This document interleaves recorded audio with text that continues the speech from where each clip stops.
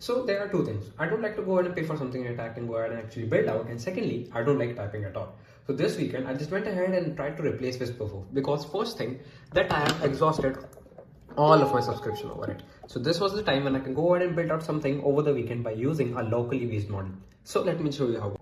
So while it was actually in the back of my mind to go ahead and build this stuff out, I came across with this particular article, which was about Granite 4.0 1 billion speech model that was actually outperforming a lot of other alternatives like Gemini, Whisper, and also others by a huge margin. So now it was time to go ahead and experiment with it and actually go ahead and build my complete imagination out. So let me just go ahead and give an example. I'm gonna go ahead and click Shift X, and then I'm gonna say, I don't like typing at all. And then it's gonna go ahead and transcribe, and 1, 2, you have the response. So pretty fast, and not only that, it's working on a locally based model, so you don't have to pay a penny. So now if you go ahead and dive into the technicalities of it, but firstly for the speech that whatever I speak, it goes ahead and natively transcoded by using embedded binary. And then for the model, I'm going ahead and using Granite 4.0 and 8-bit quantized version of it, because of course it's a massive 1 billion parameter model.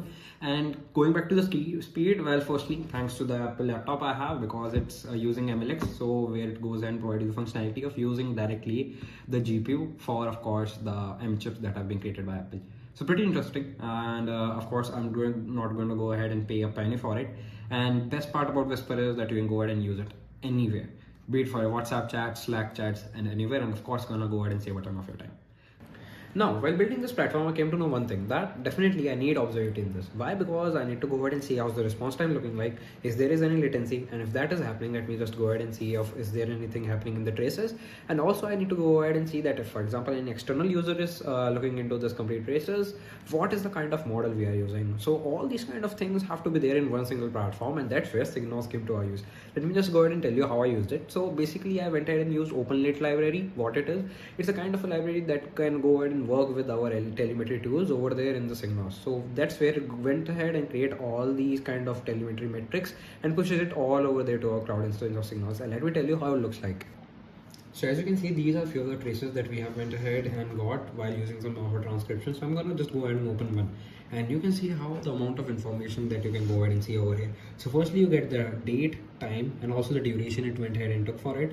At the same time, it gave you the service name, and one of the most important things is you can go ahead and check the models.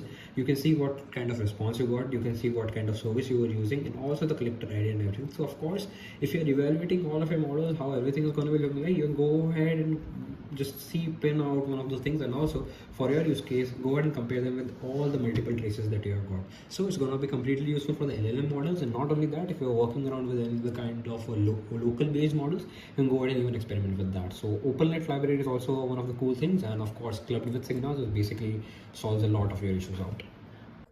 I don't like typing at all, so that's why I went ahead and created an application where I don't have to pay, and also an application that I can go ahead and run locally in my system that can go ahead and take care of entire typing.